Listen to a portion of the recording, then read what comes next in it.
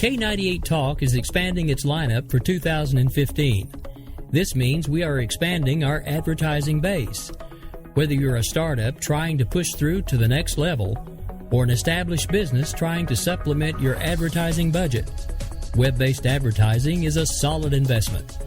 Thanks to Talk's newest partnership with TuneIn Radio and instant access to our sister station, K98 FM, we give you worldwide access at a reasonable cost. Interested parties should email us at sales@k98fm.com.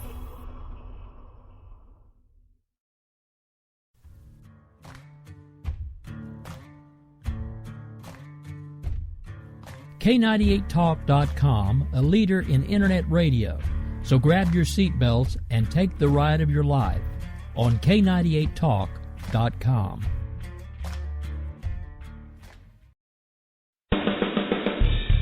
They say we offer simple answers to complex problems, but perhaps there is a simple answer. Not an easy answer, but simple. It's common ground. It's common ground. It's common ground. It's common ground. We have serious problems to solve, and we need serious people to solve them. Republicans and Democrats.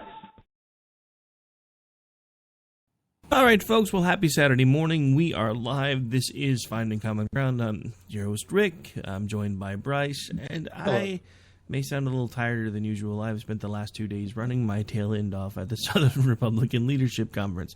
I actually considered canceling the show, and then I knew Bryce would kill me because he missed last week. So here we are. Well, it's good to be here. Good to be back. It's nice to actually be back in my normal location. It was a little hectic. While I enjoyed the conference, there were things about it that I didn't care for that I won't really mention on the air because I actually have some pretty good contacts coming out of it, so I don't want to badmouth anybody. But I guess the only thing I will mention was my annoyance with the fact that since we weren't willing to pay $300 to get a hard line to be able to broadcast whenever we wanted to, we were dependent on their wireless connection, and it dropped out intermittently and did so repeatedly while trying to broadcast yesterday. So we had lots of interviews yesterday that we weren't able to air live. The good news is we did record them, and we'll actually be playing one of those later in the show. I actually did not partake in this particular interview, but I'm still going to play it anyway because I thought we could talk about it. This was the conservative curmudgeon. Everybody knows him as Grouchy. Some of you call him G. Some of you know his real name, but I won't give that out on the air. Got to sit down and do the dream interview that we were talking about before the show for him, before the conference for him, was to be able to sit down and get a one-on-one with Ambassador Bolton for at least 10 to 15 minutes, and he managed to do exactly that. So we'll be playing that here in just a little bit. And I have to admit, after meeting some of these people in person, first of all, no, I'll be nice. I was gonna, never mind. but yeah, I mean, they're really nice. The only thing that tripped me out was a lot of them are my height, and that kind of tripped me out because they look a lot taller on camera. No, that's I always imagine people being taller, but then I guess it's the people who are, you know, not the humongous ones. I guess go into politics. You know, I guess the Napoleonic complex, maybe. I don't know.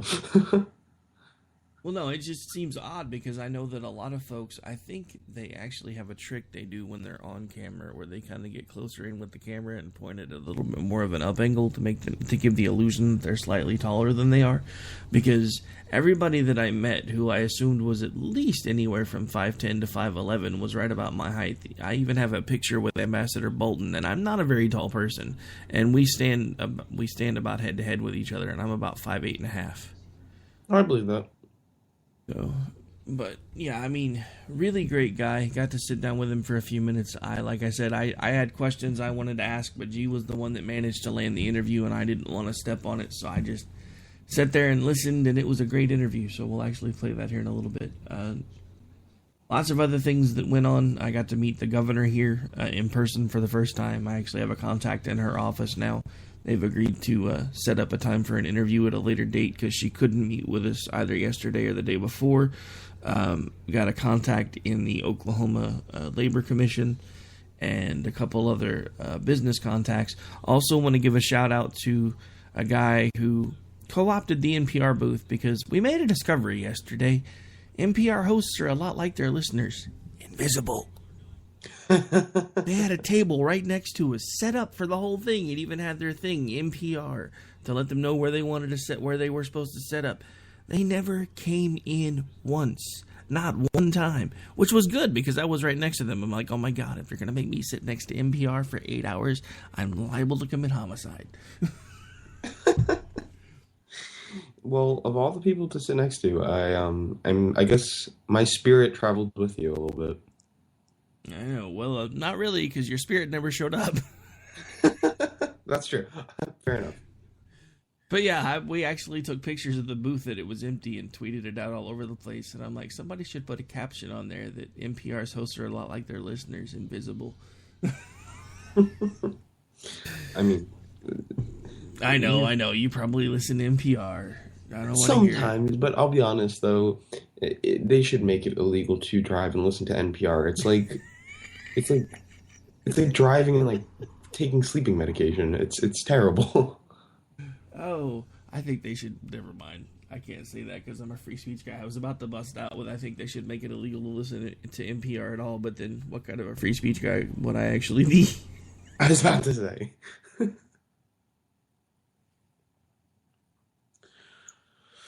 Well, do you want to talk about the interview? Like, do you want to go into the interview?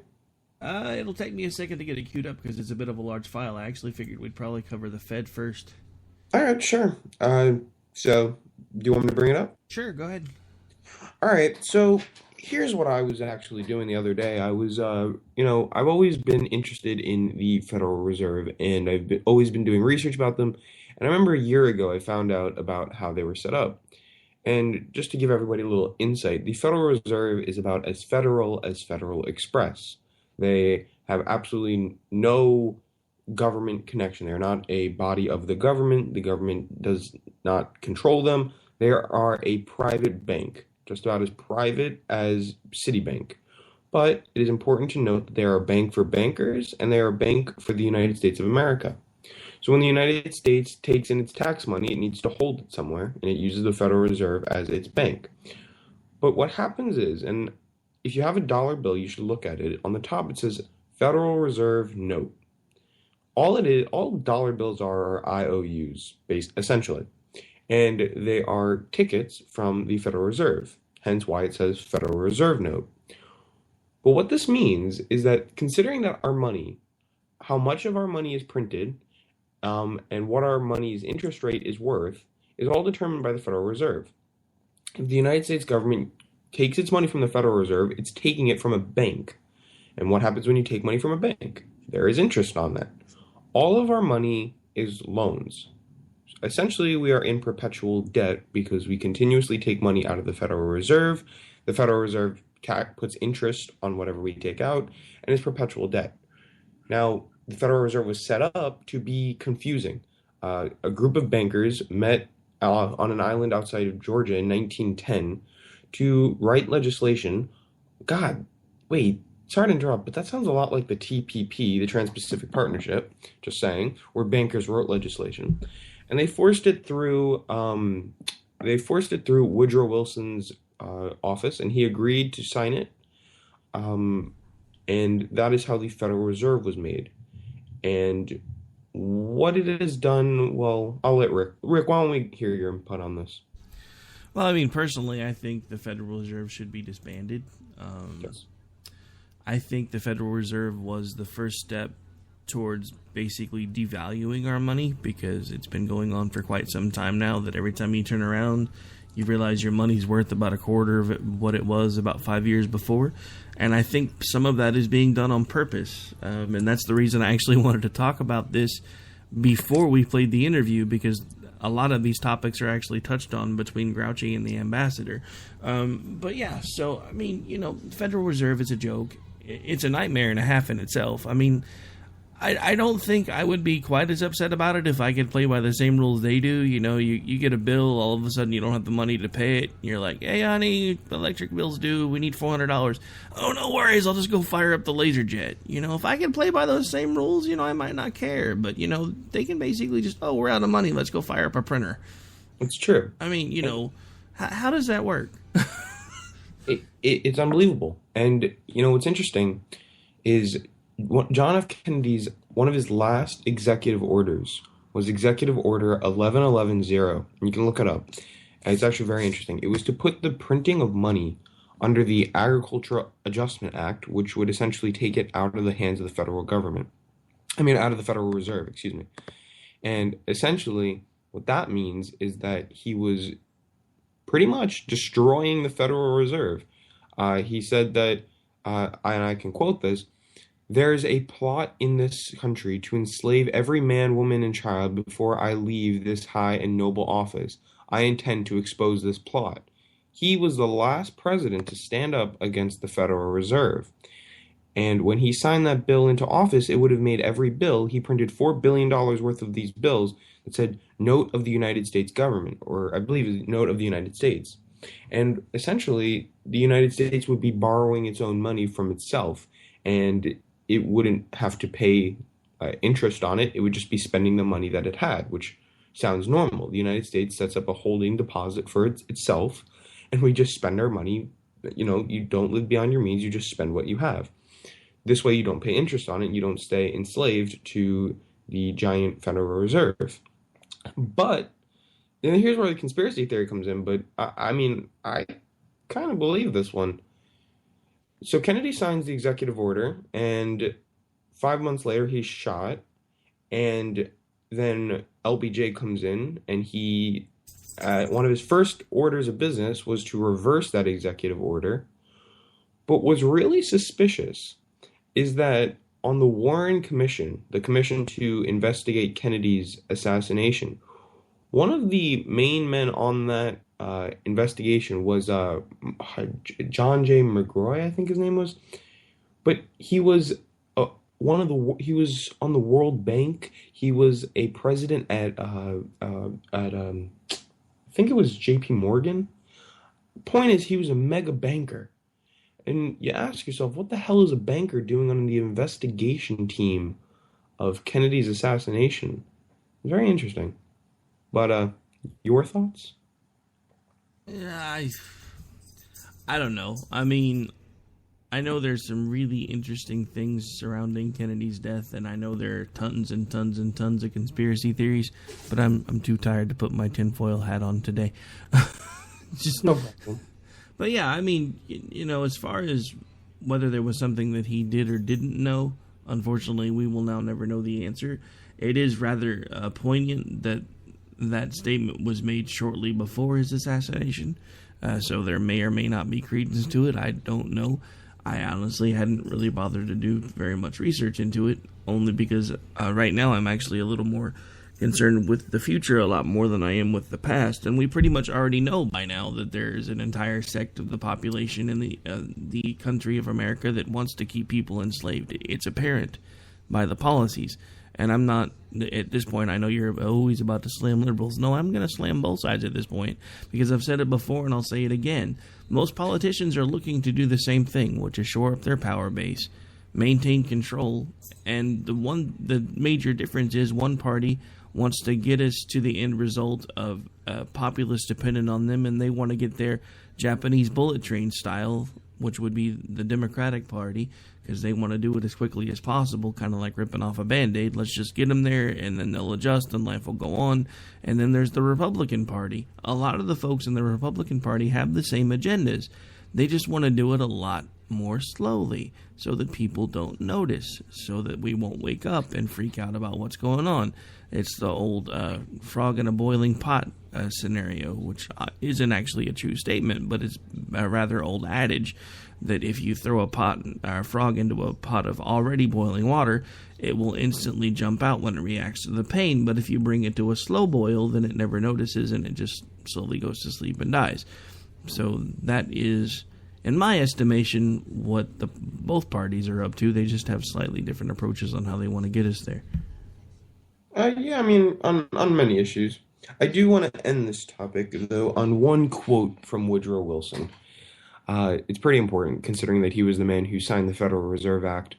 He said, "I am a most unhappy man. I have unwillingly ruined my country.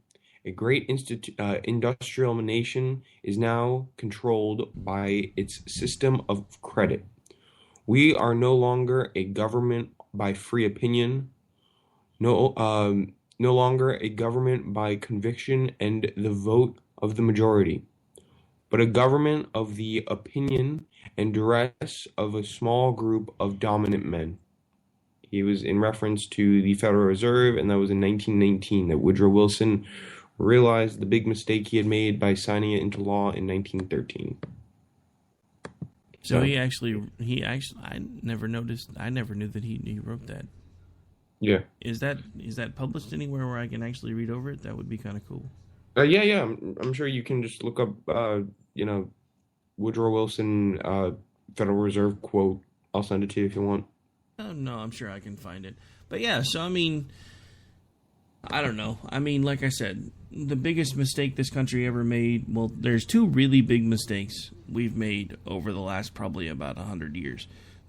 When we founded the Federal Reserve, and the other one that went hand in hand was when they stopped backing money by something tangible. Because up until the founding of the Federal Reserve, money was always backed by gold. So there was always something tangible to tie it to, which affected the value of the money. Now, since there's nothing really tangible to tie it to, there really is no value to the money. They just speculate what the value of the money should be, which ultimately gives government even more control, which is crazy. It's true, and that's the one thing that Kennedy wanted to do. He wanted to make it, I think he wanted to make it tied to silver, and which would have, taken power away from the Federal Reserve. So, it's interesting. All right, so anyway, I think I got sidetracked a minute ago making fun of NPR. I think I forgot to actually give the shout-out to the guy that I got to meet yesterday. He's the founder of a group called Less Government, More Fun. I would definitely encourage, for those of like-minded individuals like myself who do believe that less government's going to be the way to go, that you look him up. You can find him on Facebook. He has a website and a Twitter handle, and they're all the same. It's Less Gov, More Fun. So you can find him pretty easily. I would suggest that you go give him a follow. Hit him up, tell him I sent him over. Also, probably within the next few weeks, we got a bunch of stuff from him. So over the next few weeks, we're probably going to start randomly taking callers and maybe giving some of that stuff away. Because I've got a couple of t-shirts, got some armbands, got a can koozie, a few other things. And it's more than I'm going to be able to do anything with, so I figured we might as well put it to good use. And at some point, we may actually start giving a little bit of it away. Sounds good. I'd call in.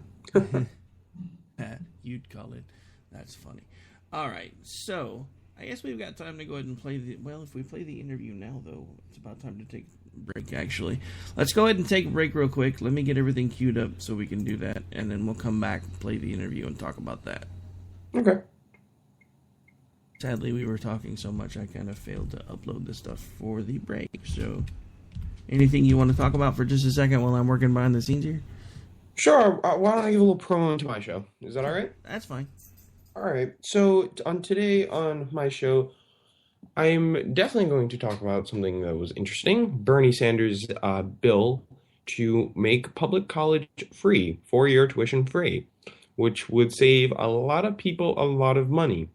And to me, it doesn't make sense why it's even a debate, but you know me.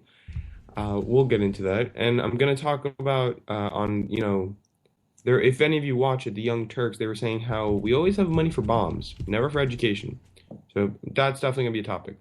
We're also going to talk about insane asylums, and I don't even know if that's the politically correct term anymore, but why people with mental disturbances can essentially have the same rights as sane people, in the sense that if they're over 18, they can control whether or not they are in or out of a institution that will give them help and give them medication. So, essentially, do we have rights if we are out of a mental state? Then I will definitely be talking a little bit more about the Fed, and I'll probably wind it down from there. But, yeah. All right, sounds great. Okay, so at this point, let me go ahead and get this queued up real quick, and then we will take a quick break. be right back here in just a couple minutes, right here on Finding Common Ground. Like I said, folks, if I sound more disjointed than usual, I only ran and walked about 15 miles over the last several days. Lightning round, speed fast interviews. Actually, some of them were so bad that they were lining them up so quickly at one point yesterday. We did the interview with Bolton back to back, and then I did the one with the labor commissioner. And during the intro, we actually had to start over like 3 times because I kept forgetting his name because they were having us do interviews so close together. I felt like a heel because I almost never forget anything, and I'm sitting across the table from somebody very important and kept forgetting his name. Now it's stuck in my head forever, though, so at least I don't have that problem anymore. Alright, so we'll be right back, folks. This is Finding Common Ground. Do hope you're having a great Saturday morning, and we'll be right back with you in just a couple minutes.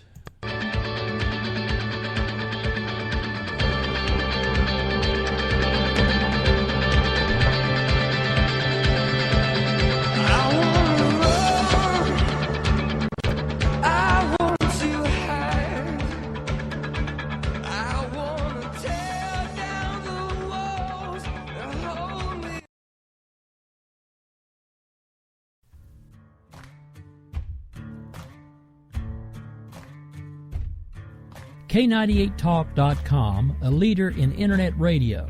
So grab your seatbelts and take the ride of your life on K98Talk.com.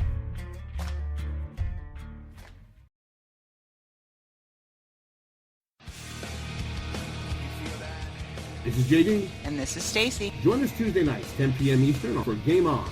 Remember, lock up the children and the old folks. Game On, the home of liberty-conservative conservatism. Where no one is safe, and no one is spared, not even the hosts. Oh, that was supposed to be a spin cycle. I'm sorry. Yeah, that's okay. We love you anyway. Right round, baby. Self-monitoring right Ebola radio strikes again. Anyway. Anybody see the host monkey? Today. Where's the host monkey? Where's the host monkey? For God's sake, I need an antidote. Just do your rant. Let's pop out of the segment. Find us on Twitter at JD and Stacy. You're listening to K98Talk.com.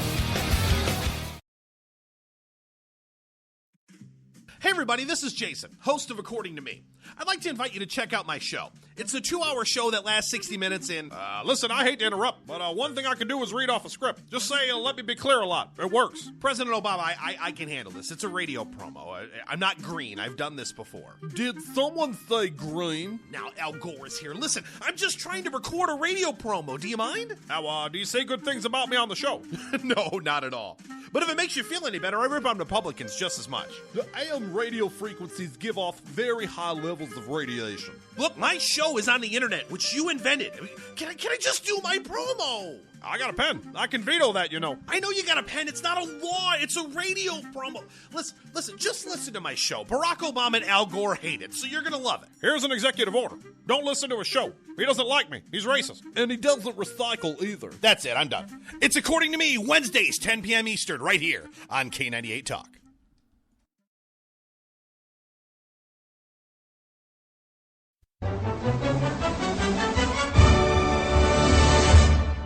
Mark your calendar for May 21st through the 23rd for the Southern Republican Leadership Conference in Oklahoma City. K98 Talk's Rick Robinson and Grouchy from the Conservative Curmudgeon Radio Show will be there to cover each day's events. Join them at the conference to hear keynote Republican speakers. Now, here's Oklahoma Governor Mary Fallin.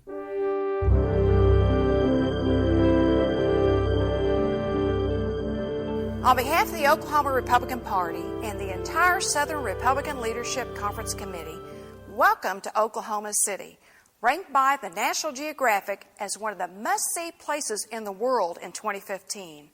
I'm Oklahoma Governor Mary Fallin, and the road to win back the White House begins in Oklahoma City with the Southern Republican Leadership Conference. Your participation in this historic conference is crucial to the conservative cause and energizing America.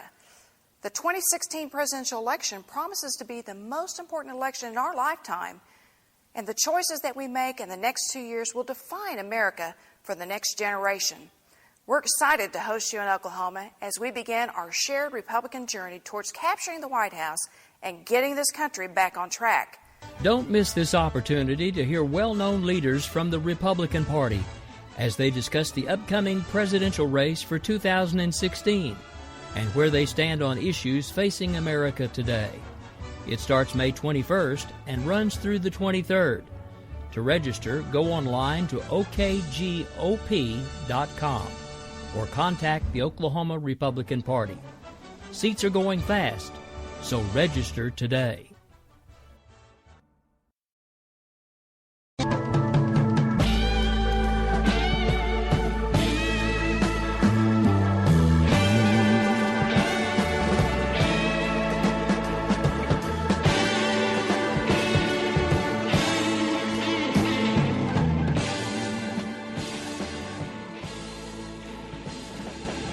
Alright, folks, we're back. We're live. This is Finding Common Ground. I'm Rick Robinson, again joined in studio today by my good friend Bryce, who is taking left chair as usual.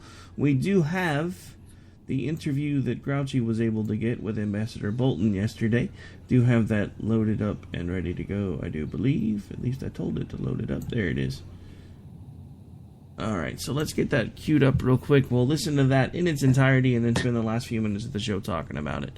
So, awesome job on the interview, by the way, Grouch. I know you're not listening right now because you're actually still there live finishing up the last part of it, but I know you may go back and listen to this later, so I just wanted to say great job on the interview.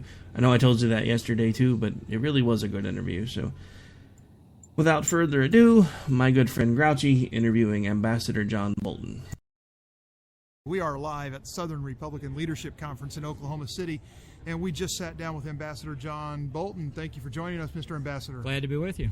Absolutely. I've actually got some very interesting questions from some viewers or listeners that would like to know a few things. We know you're not declared as a candidate, and we're good with that, so I'm going to steer away from candidate-style questions. Okay. But we have a great respect for you at K98 and myself personally. I think you're probably one of the more cogent and intelligent men that get good airtime on television, and I really appreciate hearing that. But first thing, I'm going to grab one out of the blue here, and my beautiful daughter would like to know what your thoughts are on the United Nations playing a role in a conservative small government America. Well, I don't think the UN really should have any role in any domestic issues that we face, and I think one of the risks that we see with Obama in his remaining 20 months in office is that he will do what I think his ideology would like him to do, which is to depend more and more on the UN. You know, things like gun control, the death penalty, family issues. Americans have different views on these questions, but we can debate them. We'll decide within our constitutional framework what our policies are going to be.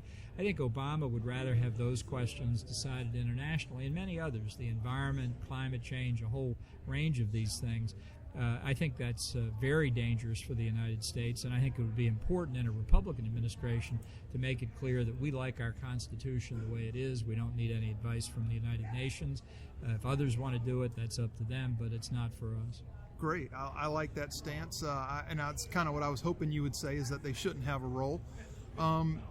Next up, I have Colonel Obvious actually submitted me a question the other day about UN official Christina Figueres actually emboldenedly saying that their climate change agenda is really designed to take capitalism down. Yeah. And well, move look, on that. This is within the UN bureaucracy. I know very well a lot of people who have never lost the socialist point of view.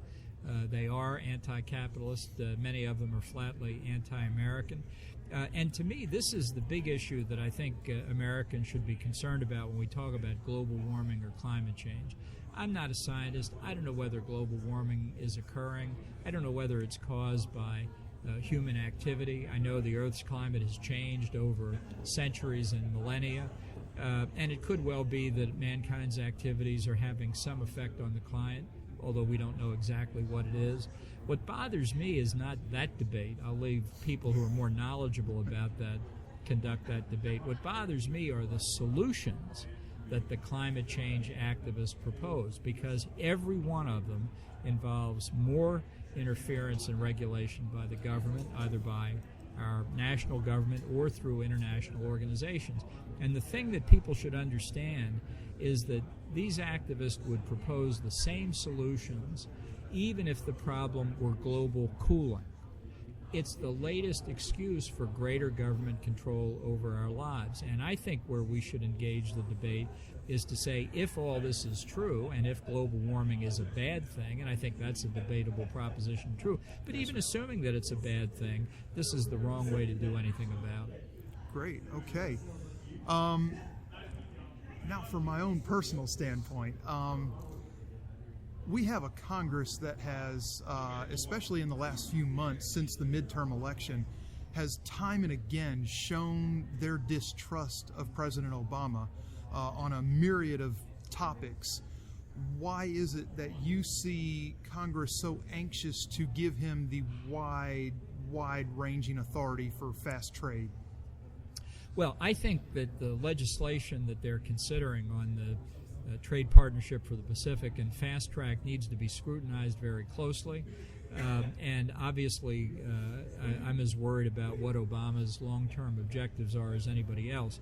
But the objective of fast track is actually to give Congress continuing insight into how trade negotiations go, so that they can affect the negotiations on an ongoing, in effect, continuous basis, rather than the alternative, which is Obama negotiates whatever deal he wants and then come back to the Congress and say, here it is, take it or leave it.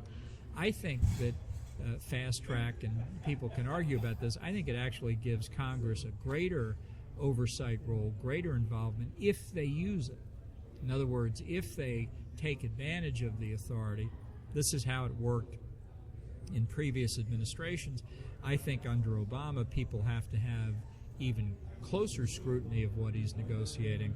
But I think if Congress is prepared to do that, then we'll see an agreement that should benefit American consumers in particular by lowering trade barriers and bringing them goods and services at lower prices. Well, we can certainly hope so.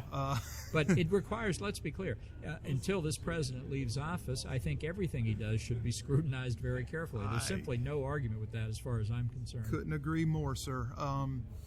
I have a concern over the Trans-Pacific partnership in that I see huge doors open that would possibly allow China to become part of this in the future. Your thoughts on that? Well, the TPP was started back in the Bush administration as a strategic alternative to China.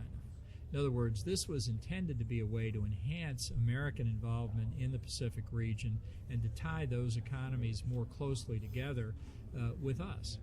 So under Obama, of course, our China policy has been completely feckless. And I think what we see today in China under Xi Jinping is a movement back toward a more autocratic system, a more Maoist policy domestically and certainly internationally.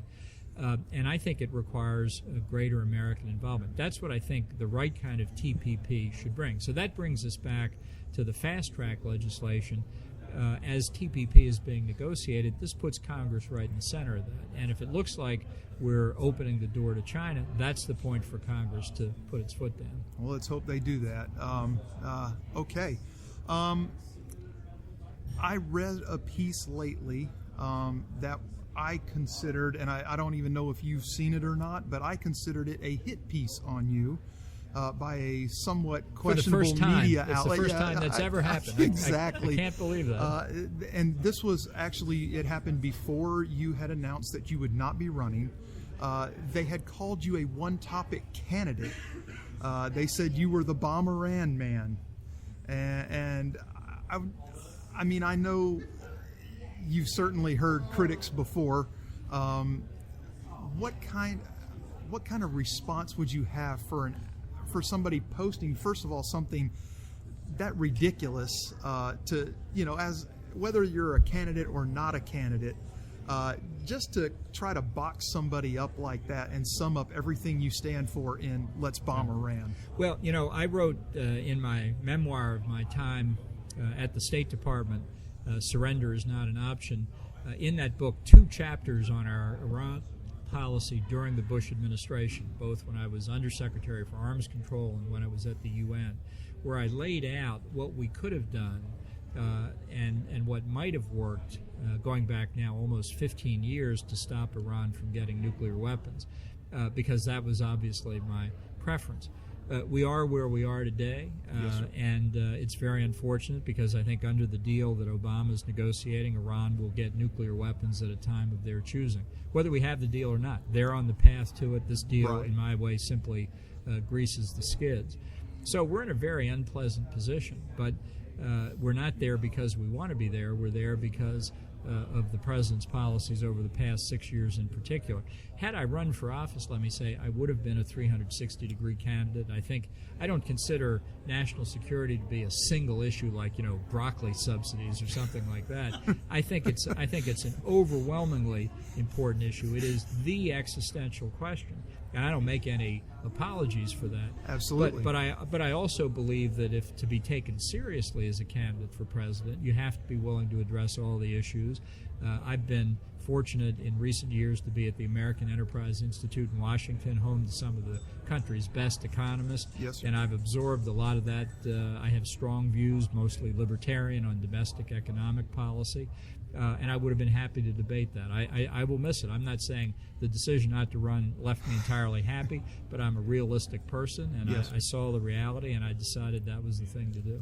So I know we're tight on time here, but what does the future hold for Ambassador John Bolton at this point? Well, with the PAC and the Super PAC and the foundation that I've created, we spent in the 2014 election on behalf of House and Senate candidates, raised over $7.5 million. I had 25,000 contributors. I think I can triple that in this election cycle with a presidency at stake, with 24 out of the 34 Senate seats up being held by Republicans. The presidency is central, but the last thing we want to see is a Republican win the presidency and lose control of the Senate to put Chuck Schumer in as the majority leader. So we've got a lot of work to do. This is an incredibly important election. I want to move all the Republican candidates to talk more about national security. I am ready for Hillary. I'm ready to talk about her right now. Absolutely. And through the PAC and the Super PAC and the foundation, each in their appropriate way, that's what I'll be doing. Fantastic. And lastly, as we sum up here, Mr. Ambassador, let me please thank you for your service to this country, both in the Corps and also militarily, your service. Having done 10 years myself and been to the Gulf, I know what we all have seen and done, and thank you so much for everything you've done for us. Well, I appreciate your kind words. Look, it's an honor to serve the country, and it's something we should all do. Absolutely. Ladies and gentlemen, Ambassador John Bolton, thank you very much for stopping by. My pleasure. Thank you. All right, folks, so that was the interview with Ambassador John Bolton. I was live monitoring that. For some reason, even though it sounds really good on my side, it was really, really quiet going out to the stream. So I will fix that at a later time. Also, this will not be the only time that particular interview airs, so you'll be able to hear it, I'm sure, more times than just now, because I'm sure, especially with G being the one who landed the interview, and of course because he did all the work, I let him take first chair on it and basically just sat back and listened, so I'm sure he'll run it on his show as well. I'll get the audio issues cleared up before I send in the file, so that I did notice if you turned it all the way up, you could still hear it pretty well, but for some reason the audio was a little low on that one, so I'm going to have to start checking good it on a this little better. Yeah, I don't know, because like I said, it sounded fine on my end too, but I was looking at it in the panels, and it was barely pinging the green at all, and I'm like, oh, that's probably really low going out for some reason. But anyway, really great interview. Actually, first time I've ever gotten the chance to meet Ambassador Bolton in person. I've seen him, of course, on TV quite a bit, on Fox News and a few other places. But very amiable man, very intelligent in my opinion, very well spoken, and it was an honor to, even though I didn't get a chance to ask any questions, but that was only because I chose not to. It was an honor to get to hear the interview and to be there while it was being recorded. So I have to admit, it was an interesting experience finally, and I said this during the run-up to the interview that we did live on Thursday. I don't know if anybody listening's ever been to any of like the Star Trek conventions or the Comic-Cons or things like that. That was basically what this was for political junkies. And it was a lot of fun.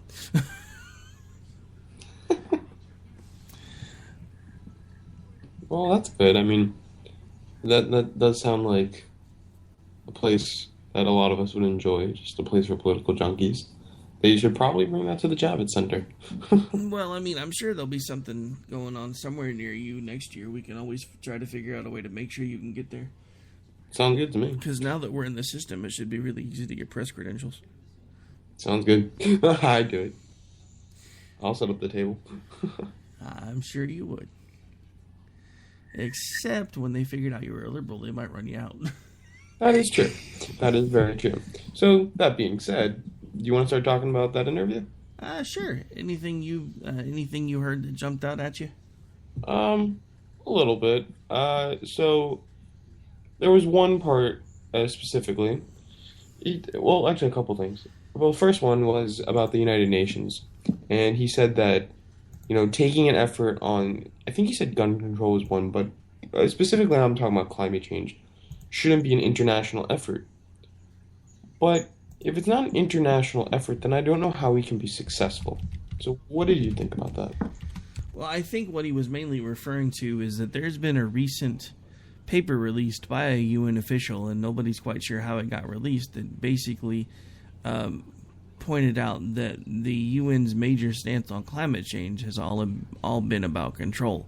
It doesn't really have as much to do with the sunshine, lollipops, tree-hugging things that everybody wants it to have with, and more of a way to exert more of a global control initiative. And honestly, from some of the things that are going on behind the scenes and some things that I've been hearing about, some of the stuff that was talked about, actually not during any of the interviews that we did, but some things that I've heard, I honestly think there's a lot more going on than anybody wants to admit. Because again, like I said, it seems at this point both parties have the same agenda. But my question is, where is that agenda leading us to?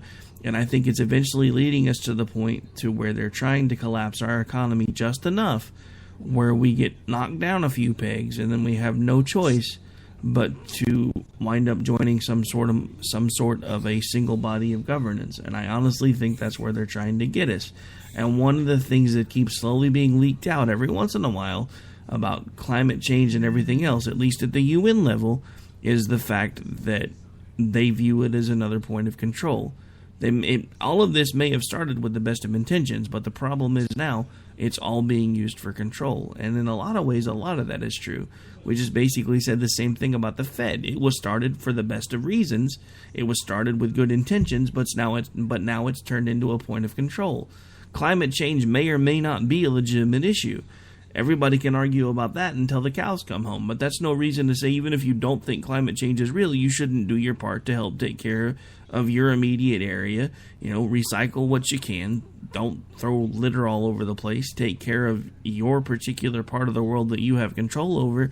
But at the same time, should we be giving more and more control to foreign bodies that ultimately may not have our best interests at heart? Because we even again discussed just a minute ago that the Fed does not really have any tie to the government, yet we've given them basically full control over our money. And was that really in our best interest?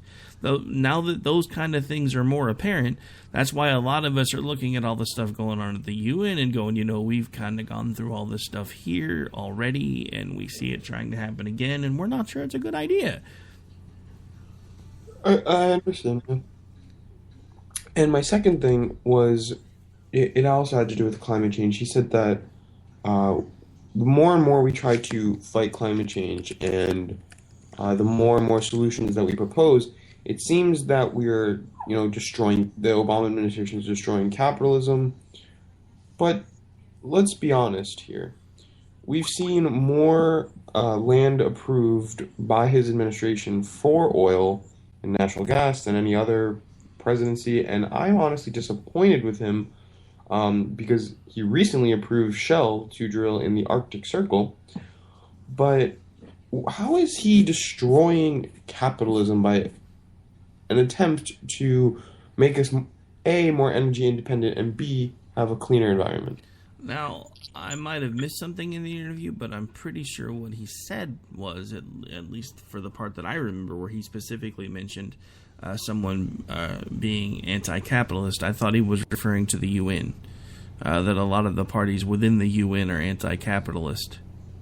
Oh, from my interpretation, and I might be wrong, I thought he was talking about the initiatives to fight climate change in our administration, but alright, anyways. No, I think what he was mainly getting at was a lot of our initiatives in this administration are modeled after the ones that are already taking place in the UN, and the UN is markedly anti-capitalist and in some cases even pretty anti-American. So he was wondering why he's mirroring their particular stances on things and following their lead when ultimately they don't necessarily have the best interest of a capitalist country at heart. Okay. Alright, that makes more sense then, I guess. I mean, I could be wrong. I'll go back and listen to the interview again, and if I missed it, then we can talk about it tomorrow. But I've listened to it several times, and I heard him say quite a few anti-Obama things, which I'm not surprised he did. I mean, come on, it was a GOP event. But a lot of what he said that made the most sense to me was when he was talking about the UN. Okay, yeah. Alright, yeah, my mistake then on hearing that. He sounded like very, middleman, not too radical. I enjoyed what he said about Chuck Schumer. I do agree with that. I think Chuck Schumer probably, that makes I mean, that was a very smart thing what he said. But actually, let's talk a little bit about the TPP if you don't mind, because that was pretty big in the interview. Yeah, I kind of thought you'd want to partnership. I mean, honestly, I really don't know. I don't know too much about it other than what I've heard from listening to your shows while I'm producing. And again, I think it was something that may or may not have been started with the best of intentions and is now morphing into something that's completely out of control. Because even he said it was originally started to try to help smaller economies than China actually start trying to compete with China for trade. And it just, I think even though it may have been something that was a great idea on the face of it, it's a lot of what happens in politics and in government. Something looks like a really, really good idea on paper, and then you try it and you're like, oh my God, what did we just do? Yeah, I mean, that probably sums it up the best. I mean, because, like I said, I really don't know too much about it other than what he was talking about it with yesterday and what I've heard you talk about it before. And again, like I said, I mean, I hate to keep repeating myself, but most of the things that have gone completely crazy in government were all started with really good intentions. I mean, nobody envisioned when what eventually now led to the food stamp program back during the Depression era, that we would have people that would be finding a way to game the system to make sure that they got even more than what they should have coming to them, or that they lied about their income level. I mean, and granted, I know that stuff is a very small percentage, but the simple fact of the matter is, even those small percentages eventually add up, and we need to figure out a way to fix that.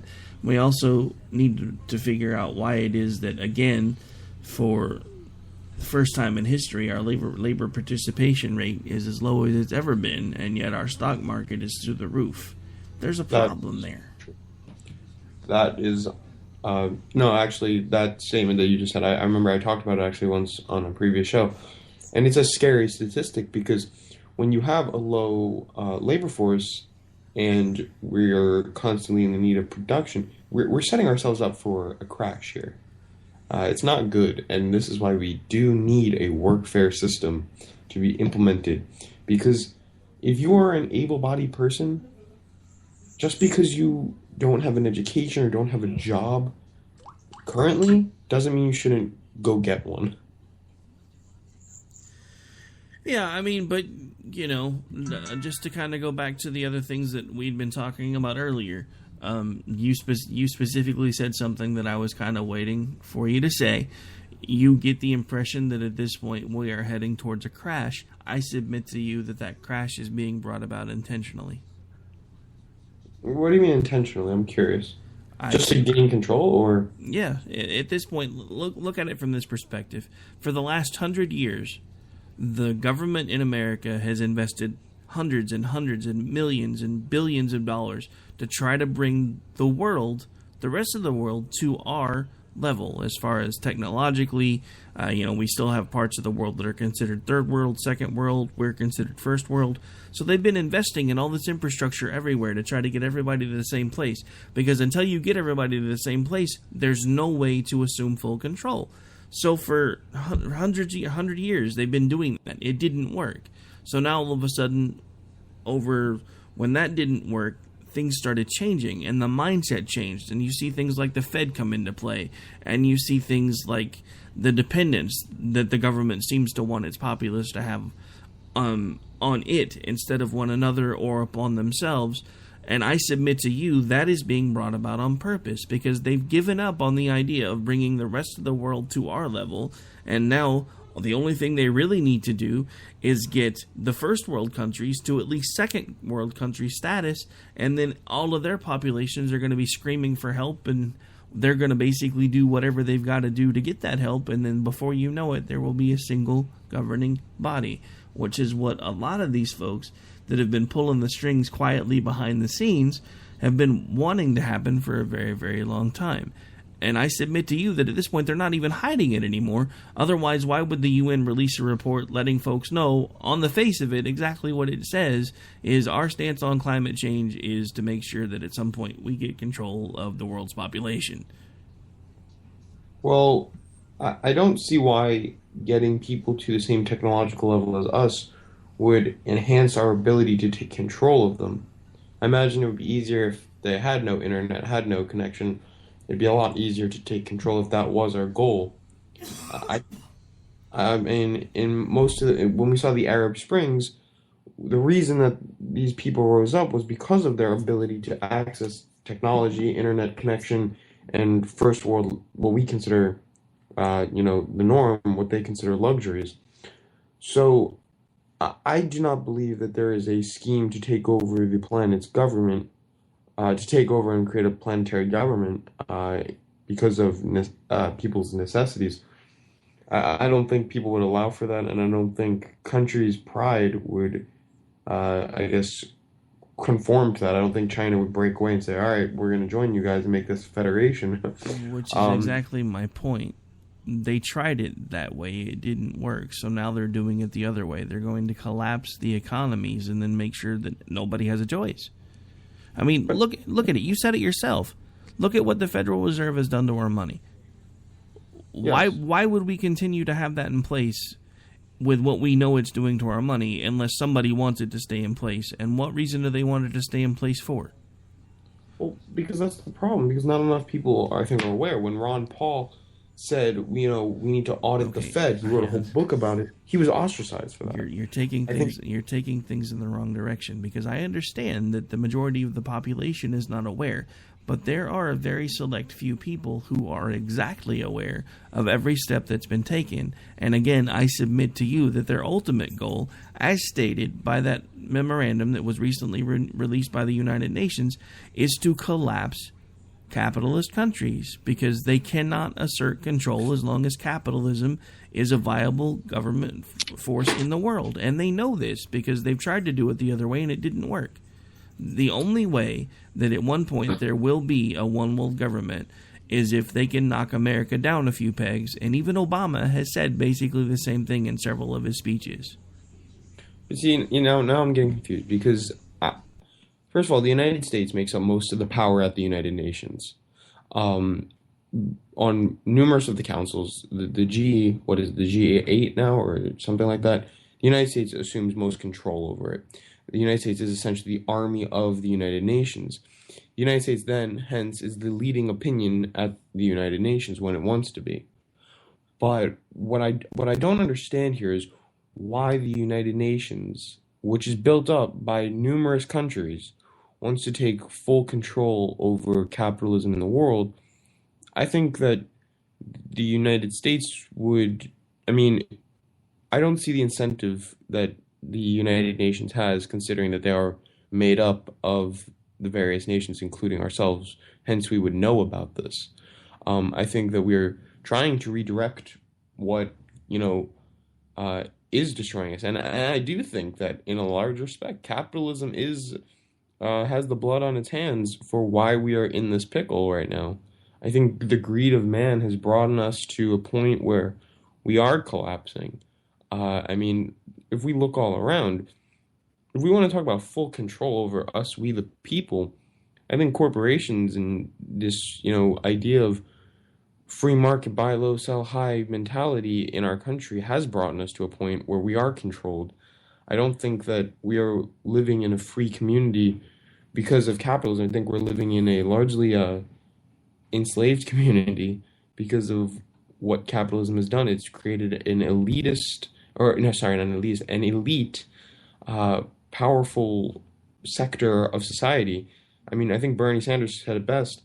When you have 6 financial institutions that have the equivalence of half the nation's GDP, or 60% of the nation's GDP. Hang on. You can't just keep running here. That's not capitalism at this point. That's my point. No, but I'm saying that's what capitalism has brought us. No, that's not what capitalism brought us. The problem is we don't live in a capitalist society anymore. We live in an oligarchy. We have for quite some time. The simple fact of the matter is we have 2 separate groups that are fighting for control. We have a political class, which, according to the Founding Fathers, this country was never going to have. And now we have the corporate overlords that are both vying for control. The problem is they have different ideas of how we're going to get there. So there's certain corporations that back one side of the game, other corporations back the other side of the game. And essentially all we're doing most of the time is having a brand war. It's Coke versus Pepsi. No matter which one you pick, you're still getting a damn soft drink. The problem is they all still basically want the same thing. They want all the money, they want all the control, and they want us under their thumb. And the simple fact of the matter is, that's the same thing that a lot of the governments want. They have not been able to figure out a way to get there because up until now, capitalism has been their stopping point.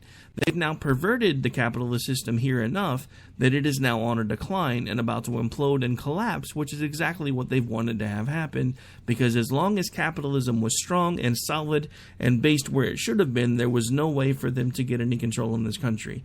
The problem is, it's no longer what it once was. It's now 2 separate groups. We have a political class and the corporate class that are fighting for control, and we're stuck in the middle. And that is by design. Because if we're fighting with each other and they're fighting over power, we don't know what it is they're doing behind the scenes because we're too busy arguing over whether or not there should be abortions or whether or not gay marriage should be an issue. The simple fact of the matter is, if we don't find a way to come together soon, there's not going to be anything left to fight over because it's all going to be gone. That statement I agree with. That there is this political class and there is this corporate class that are fighting right now. Here's the thing. When we all tie this back together, is I don't see how ultimately the United Nations or that our government is trying to assume its control. I think, if anything, our government is trying to stop, some parts of our government. I never said our government was trying to assume control. I'm saying at this point our government is trying to give away its control. Well, then, yeah, I agree with you with that. But because they have to, because there's no way to do any type of a one-world government if we still have a strong economy and a strong capitalist system. So they've been piece by piece taking it apart, and I believe it started way back when they first launched the Fed. I know that he started it for the best reasons, but even he, according to you, admitted that a couple of years down the road he wished he had never done it. And I think that was because things were started that he didn't understand when he signed it into law. Yes. And even you yourself admitted that one of the things that you're going to talk about today when we change gears, which we should have done by now, is that you're going to discuss how Kennedy was probably taken out by the Fed. So again, this is my point. I don't think you are wanting to connect the dots here.